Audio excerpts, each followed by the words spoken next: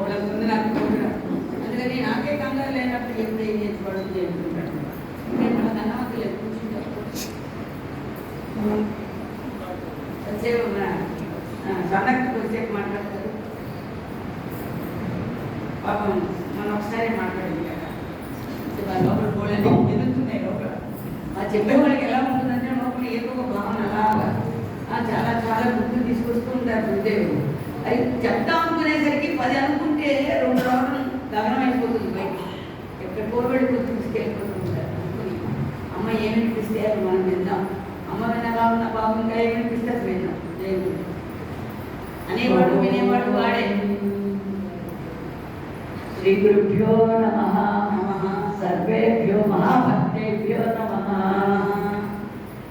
చాలా ఆనందంగా మనం ఆధ్యాత్మిక దీక్షని జరుపుకున్నాము అంటే ఏదో వేడుక లాంటిది కాదు. ప్రతి చోట పెళ్ళిళ్ళు 5 రోజులు చేస్తారు, ఇలాంటివన్నీ వింటూ ఉంటాం మనం. కానీ ఇక్కడ మనం ఆధ్యాత్మికంగా దీక్ష చేశాం. దీక్ష అంటే ఏంటంటే విమలమైనటువంటి మనస్సునిచ్చేటటువంటిది దీక్ష అని చెప్తారు. విమలమైనటువంటి మనస్సు అంటే నిర్మలమైన మనస్సు. మనం కూడా మహాత్ములకి నమస్కారం చేసుకునేటప్పుడు వారు ఆశీర్వదిస్తారు మనల్ని. నిర్మల అంతఃకరణ సిద్ధిరస్తు అని. నిర్మలాంతఃకరణ సిద్ధిరస్తు. ఏమిటి నిర్మలాంతఃకరణ? అంతఃకరణ అంటే ఏమిటి అంటే, అంతఃకరణ అంటే మనస్సు, బుద్ధి, చిత్తము, అహంకారం. ఇవి 4గా అవేమైనా ఒక మన హార్ట్లో ఉండే 4 చేంబర్స్ లాగా ఉన్నాయా అనుకుంటే అలా కనిపించవండి. అదంతా కలిపి ఒకటే. దానిని మనం మనస్సు అనొచ్చు, లేదంటే బుద్ధి అనొచ్చు, ఏదైనా ఒకటే. కానీ అది సంకల్పించేటప్పుడు దానిని మనస్సును పిలుస్తున్నాం. దానిని నిర్ణయించేది, అది చిత్తాన్ని రికార్డ్ చేసేటప్పుడు మన మనసులో దాన్ని చిత్తం అంటున్నాం. నిర్ణయించేటప్పుడు దానినే బుద్ధి అంటున్నాం. క్రియ చేసేటప్పుడు అహంకారం అంటున్నాం. అంటే ఏమిటి? ఇప్పుడు మనం రోడ్డు మీద వెళ్తున్నామండి, అక్కడ ఏదో ఒక షోరూమ్లో ఏదో చీరో ఏదో కనిపించింది, ఇలా చూసామంతే. ఆ చీర అని గుర్తించాం. ఆ గుర్తించడం అనేది ఏం చేసింది అనమాట? మనస్సు సంకల్పం చేసింది. అది ఇంతకు ముందర చీర అనేది చూసింది కాబట్టి ఇప్పుడు అక్కడ చూడగానే గుర్తుపెట్టింది చీర అని. వెంటనే మనసుకి సెక్రటరీ గాడు ఒకడు ఉన్నాడు, వాడే చిత్తం, వాడి చిత్రగుప్తుడు అనమాట.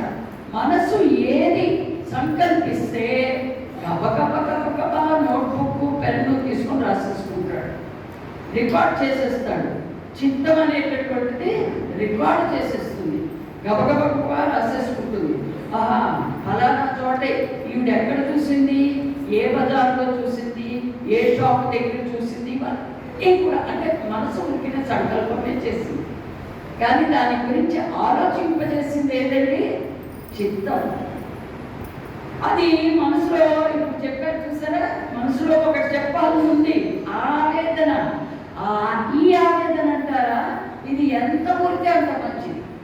కానీ ప్రపంచక విషయాలు నిన్న కూడా అమ్మ చెప్పారు కదా, ధ్యాయతో విషయాలు పుంసః సంగస్తేషు ఉపజాయతే సంగాత్ సంజాయతే కామాత్ ఉంటాయి. బాహ్య విషయాలు అంటే ప్రపంచ విషయాలను ఎప్పుడైతే మనం ఆలోచిస్తామో, ఏ పురుషుడైతే బాహ్య విషయాలని, ప్రపంచ విషయాల్ని ఎవడ ఆలోచిస్తాడో, చూస్తాడో, సంకల్పం చేస్తాడో, ధ్యాయంతో దానిని ధ్యానిస్తూ ఉంటాడో, ఇంకెప్పుడు మన ధ్యానం ఏమైపోతుంది అనమాట? ఆచర్య ధ్యానం అయిపోతుంది. ధ్యాయతో విషయాన్ని పురుషా, దాని మీద ఏమైపోతుంది? ఇప్పుడు సంగస్తేషు ఉపజాయతే, దాని మీద సంఘం ఏర్పడుతుంది. అది నాకు ఉంటే బాగుంది కదా అని దాంతో ఒక అటాచ్మెంట్ వచ్చేసింది మనకి. సంజాయితే కామ, ఎప్పుడైతే ఆ చీరతో మన మనసు అటాచ్ అయిందో దానిని నేను పొంది తీరాలి అని ఒక కామం అంటే కోరిక కలిగి, దృఢంగా కలిగి ఊరుకుంటామా అండి? కామ అది కోరిక వచ్చింది. మరి ఇంట్లో అమ్మనో నాన్ననో లేదంటే భార్య భర్తనో అడుగుతుంది, ఆవిడ నేను ఫలానా చోటండి ఓ చీర చూశానండి, అది కొనుక్కుందాం, నువ్వు కింద నెలే కదా కొనుక్కున్నావు, ఇంక ఇప్పుడు వద్దు, మనకు అంత డబ్బులు లేవంటాడు ఆయన. ఇవి వెళదు, లేదండి కొని తీరాలండి, వీల్లేదు అంటాడు. అప్పుడు మన బుద్ధి అనేది ఒకటి ఉంటుంది అక్కడ. ఆ బుద్ధి అనేటటువంటి నిర్ణయిస్తుంది. అయ్యో నా భర్తగారు చెప్పారే, ఆయన నిజమే కదా చెప్పింది, నేను కిందటి నెలే కదా కొనుక్కున్నాను, ఇప్పుడు మళ్ళీ కొనుక్కుంటే తప్పు కదా, అయినా ఆయనకి అధికమైన భారం మోపుతున్న దాన్ని అవుతారు కదా అనేటటువంటి ఒక మనకి బుద్ధి నిర్ణయించింది అనుకోండి. అప్పుడు ఆ కోరిక అక్కడ మళ్ళీ అడిగిపోతుంది. దాన్ని అక్కడ అహంకారం ఇంకా లేచి అక్కడికి వెళ్ళి పరుగులు పెట్టి కొనుక్కోదు. ఈ బుద్ధి అన్నిటికంటే ముఖ్యమైనది. ఎందుకంటే ఈ నిర్ణయం తీసుకునేటటువంటి బుద్ధి కేవలం మానవుడికే ఇచ్చాడు. ఇంకే ప్రాణికి ఇవ్వలేదండి, కేవలం మానవుడికే. ఆ బుద్ధి ఒక్కటి ద్వారా నువ్వు నన్ను తెలుసుకోవచ్చు.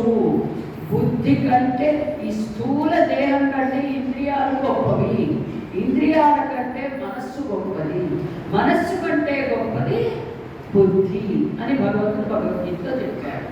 ఇంద్రియాణి పరాణ్యాహు ఇంద్రియేభ్య పరం మనః మనసస్తు పరా బుద్ధి బుద్ధే పరతస్తు సహా. ఆ బుద్ధిని దాటి ఒకడు ఉన్నాడు చూడండి, వాడు పరవస్తువు. అది తెలుసుకోవడానికి మన బుద్ధి నిర్మలంగా ఉండాలి. ఆ బుద్ధి ఎప్పుడు ఆత్మబుద్ధిగా ఉండేది అనుకోండి, మన మనసు విషయాల మీదకి పోదు. ఒకవేళ పోయినా అప్పుడు మనకి గురుబుద్ధి విశేషత, గురుమూర్తి మనకి ఇచ్చినటువంటి అనేకమైనటువంటి మనకి సందేశాలు ఉన్నాయి.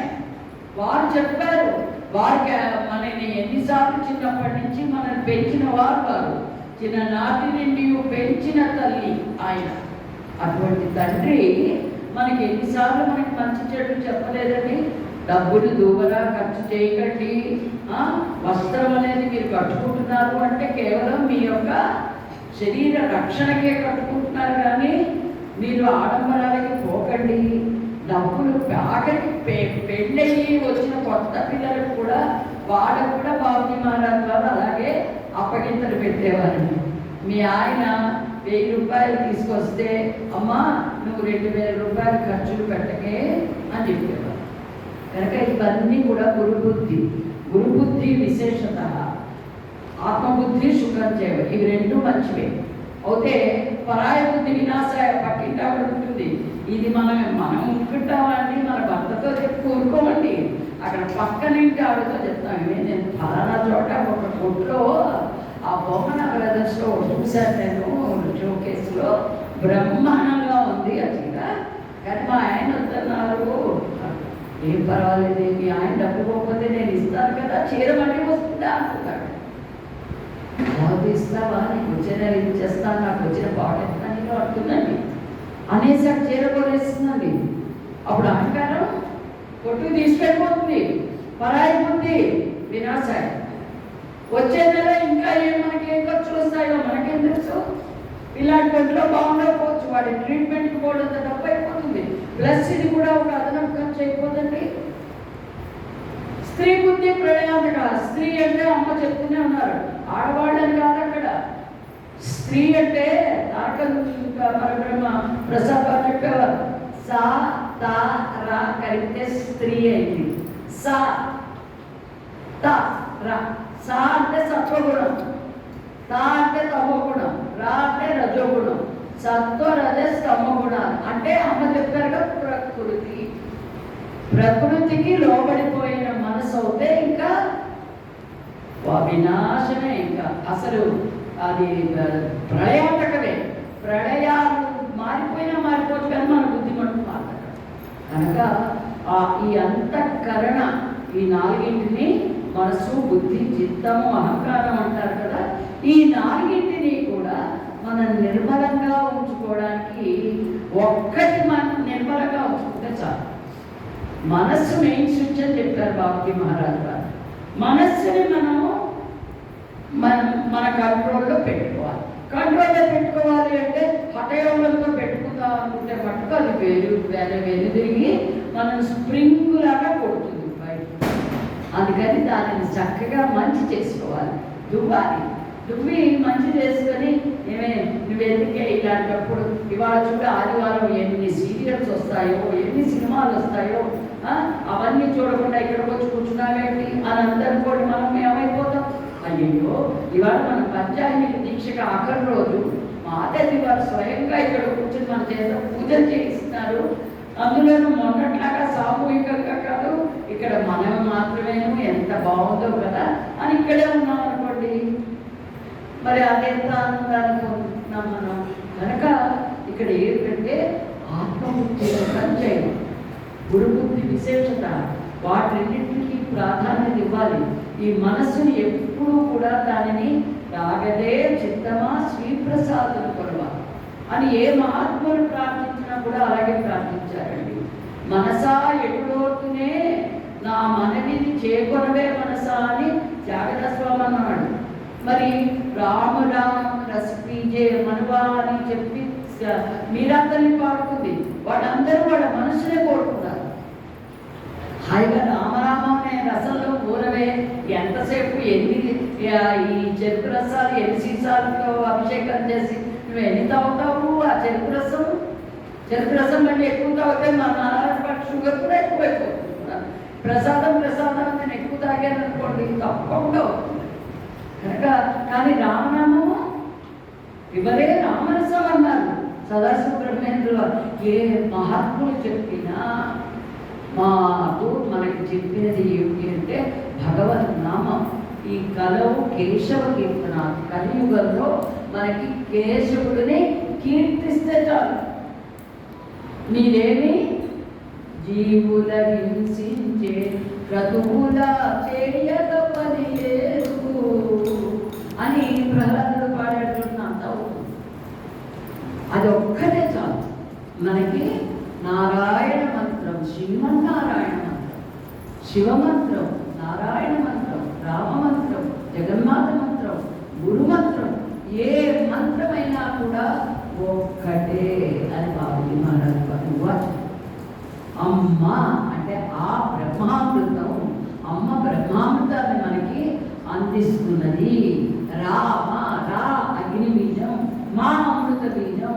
రా అనేసరికల్లా మనలో ఉండే కోరికలు, వాసనలు, సంకల్పాలు ఇవన్నీ కూడా కాలి దగ్ధమైపోయి మనకి అమృతత్వాన్ని ప్రసాదిస్తుంది రామనామం.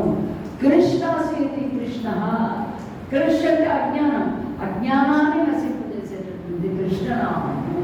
కనుక నిరంతర నామస్మరణలో మనం ఓలాడుతూ ఉంటే ఈ నామాగ్ని ద్వారా మన ధ్యానాగ్ని పెరుగుతుంది. అవునంటారా కాదంటారా? బాబుజీ మహారాజ్ ఏమన్నారు? జ్ఞానాగ్ని దగ్ధకర్మాణి అని చెప్పి గీతాచార్యుడు అన్నాడు భగవద్గీతలో. ధ్యానాగ్ని దగ్ధకర్మాణి అని మీ హృదయబాబు అంటున్నాడు. కనుక ఇప్పుడు అమ్మ ఏమన్నారు? ఇంకా ఒక మెట్టు కిందకి దిగొచ్చి నామాగ్ని దగ్ధకర్మాణి అని మనకు ఒక మంచి సూక్తినిచ్చారు, శ్లోకం. ఓకే, అది అంటే ఏంటి అని ఒక్కసారి విచారణ చేసుకున్నాం అనుకోండి. జ్ఞానం అంటే మనం ఎక్కడికో చాలా పైకి ఉందనుకుంటాం. జ్ఞానం అంటే ఏంటి? తెలియడం. ఏదైనా ఒక వస్తువు తెలియాలంటే ముందర ఆ వస్తువు ఏదో మనకు తెలియాక, మనకి వస్తువే తెలియటం లేదు. ఆ వస్తువు ఏదో చెప్పేవారు గురుదేవుడు. అసలు వాస్తవికంగా ఉండేదేదో అది ఒక్కటే వస్తువు, అది ఆత్మ వస్తువు, అది పరమాత్మ వస్తువు, అదే భగవంతుడు. భగవంతుడు ఒక్కడే ప్రపంచంలో వస్తువు. ఎన్నటికీ జరగరాని తీరనటువంటి నిధి, గురుపాద సన్నిధి, నిజమైన పెన్నిధి, అసలైన పెన్నిధి, సుస్థిరమైన పెన్నిధి. ఆ పెన్నిధి గురుదేవుడు ఏం చేస్తాడంటే, ఒరే మీ మనసంతా అనేక రకాలుగా చిందరవందరగా వెళ్ళిపోతుంది పలు తలపులతోటి. వాటిలన్నిటినీ నిన్న చెప్పాగా అమ్మ, ఒక సూర్యరశ్మి ఇలా వస్తూ ఉంటే ఆ సూర్యరశ్మిని మనం ఒక అద్దంలోంచి, ఒక ప్రత్యేకమైన అద్దం ఉంటుంది, దాంట్లోంచి మధ్యలో చిల్లు పెట్టి దాంట్లోంచి పంపిస్తే అవతల వైపుకు వెళ్ళి అక్కడ ఒక కాగితం పెట్టామంటే అక్కడ కాలుస్తుంది. గురు మహారాజు వారు, బాబుజీ మహారాజు వారు నాకు ఇది ఒక రోజు పేపర్ చదువుతుంటే ఆ పేపర్ తీసుకొని ఆ పేపర్ మీద రాసి నాకు ఇచ్చారనమాట. ఈ బొమ్మ కూడా వేశారు స్వామి మహారాజు, నా దగ్గర ఇప్పటికీ ఉందన్నమాట. ఆ సూర్యకిరణాలు ఇలా వస్తున్నట్టు, అక్కడ ఒక అద్దం పెట్టినట్టు, అవతల పక్క ఇది ఉన్నట్టు చక్కగా అది వారు ఇచ్చినట్టు. కనుక ఆ భగవంతుడు నామం మనకి గురుముఖత వచ్చిందే, అది లక్ష్యార్థం. ఆ లక్ష్యార్థమే నామం. ఆ భగవన్ నామాన్ని అది గురుముఖత వచ్చేసరికి ఆయన శక్తినంతా దాంట్లో పెట్టి మనకి ఇస్తున్నారు. కనుక ఆ శక్తి మన లోపలికి ప్రవేశించి మనలో ఉండే చిల్లర గుణాలన్నింటినీ దగ్ధం చేసేసాక అప్పుడు మనం దానినే ధ్యానం చేస్తూ ఉంటుంది. కనుక మొదట కావాల్సింది ఏమిటి? నామం. నామం ధ్యానానికి ఆలంబన. ధ్యానం చేస్తూ ఉండగా ధ్యానంలో మనం ఎప్పుడైతే పరిపూర్ణం అవుతామో అప్పుడు మనకి ఆ ధ్యానం ద్వారా జ్ఞానం ఉత్పత్తితే స్వయం అన్నారు. కనుక ఈ జ్ఞానం మనకి కావాలి అంటే ముందర ఏం కావాలండి? అంతఃకరణ శుద్ధి అవ్వాలి. మన అంతఃకరణ ఇవన్నీ కూడా మనమే ఒక పాంచభౌతిక శరీరంతో చేయబడి ఉన్నాం. కనుక ఈ పాంచభౌతిక శరీరంలో ఉన్నటువంటి అంతఃకరణ చతుష్టయాలు కలిగినటువంటి మనం శుద్ధి అవ్వడం కోసమని అమ్మ మరి గురుమూర్తి మనకి ఇటువంటి పాంచాహిక దీక్షని ప్రసాదించారు. ఈ దీక్ష ఇప్పటితో వదిలేయకూడదు. దీక్ష అంటే ఏదో పళ్ళాలు పెట్టేసుకొని కొబ్బరికాయలు పెట్టుకొని ఇది కాదండి. అమ్మ చెప్పిన బోధ ఏదైతే ఉన్నదో దానిని మన మనస్సు నిండా పెట్టుకొని దానిని ఆచరణ చేసుకుంటే అది నిజమైన దీక్ష చేసిన వాళ్ళు అవుతాం. అంతేగాని మన ప్రవృత్తిలో మార్పు రాకుండా ఎన్ని దీక్షలు చేసినా వ్యర్థం. అది గురు మహారాజే చెప్పారు. నువ్వు ఎన్ని కోటి కుంకుమార్చనలు చెయ్యి, నీకు శరీరం శుద్ధి అవుతుందేమో కానీ నీ బుద్ధి మటుకు శుద్ధి అవుతుంది. బుద్ధి రావాలి అంటే ఏం చేయాలండి? మంచి నేర్పించాలి దానికి. ఆ మంచి ఎక్కడి నుంచి వస్తుంది? మనకి సత్సంగం వలన వస్తుంది, సత్పురుషుల వలన వస్తుంది. మహాత్ములు మనకి సత్యాన్ని బోధిస్తున్నారు, దానిని మనం అందుకోవాలి. ఒళ్ళంతా చెవులు చేసుకొని మనం గురు బోధన వినాలి. ఇక్కడ పళ్ళు ఇస్తున్నారా, లేదంటే కాయలు ఇస్తున్నారా, పువ్వులు ఇస్తున్నారా, స్వీట్లు ఇస్తున్నారా, ఇవి కాదు ముఖ్యం. మాతాజీకి మనం చీరలు పెడదామా? మాతాజీకి మనం ఇచ్చే చీర ఏమిటండి? మన అజ్ఞానం అనే వస్త్రాన్ని ఆవిడకి ఇచ్చేసామనుకోండి, ఆవిడ తన ఒంటి మీద ఉన్న జ్ఞానం అనే వస్త్రాన్ని మనకి ఇచ్చేస్తారు. మనకి ఆవిడ ఒంటి మీద నుంచి వచ్చినటువంటి వస్త్రం శేషవస్త్రం అంటున్నాం కదండి. అప్పుడైతే ఆవిడ కట్టుకున్నది నాకేం నచ్చలేదు, నాకు ఇదే బాగుంది అంటాను అనుకున్నా కర్మ కదా. మరి ఒక దేవుడు వెంకటేశ్వర స్వామి దగ్గరికో అన్నాడు, సత్యనారాయణ స్వామి దగ్గరికో ఎక్కడికో వెళ్తే ఆ దేవుడి మీద వేసిన ఒక శేషవస్త్రం మనకి ఇస్తే ఎంత హ్యాపీగా ఫీల్ అయిపోతామండి మనందరం. మరి అమ్మ కట్టుకుని చీర మనకి ఇస్తానంటుంది ఆవిడ, మనం తీసుకోకుండా నాదే బాగుందంటున్నాం. ఇదేమన్నా బాగుందా? మళ్ళీ ఎంతమందికి కావాలా అమ్మ కట్టుకుని చీర? ఒకసారి చేసి చెప్తాడమ్మా. ఏ మొగాళ్ళకి అక్కర్లేదండి? మొగాళ్ళకి అక్కర్లేదా? మరి అది శేషవస్త్రం, జ్ఞానవస్త్రం.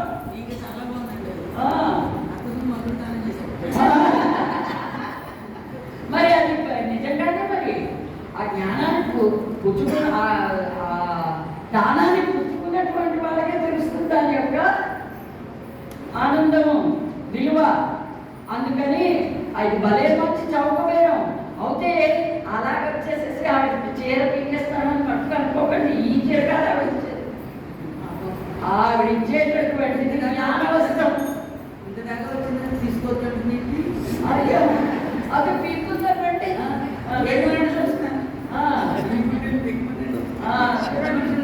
ఆవిడ సవాల్ చేస్తున్నారు చూడండి, పీక్కోండి.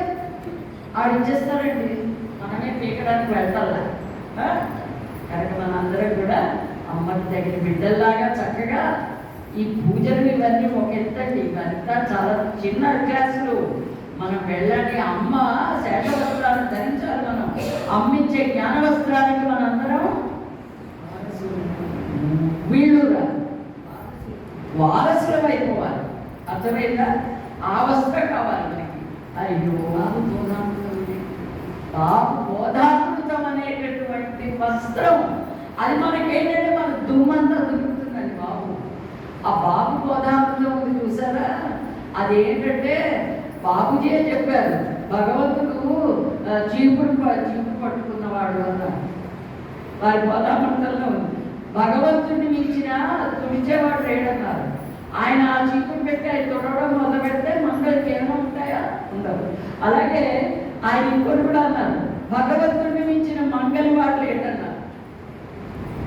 ఆయన క్షవరం చేశారంటే మనకి ఇంక అక్కడ ఏమీ ఉండడానికి వీలేదు.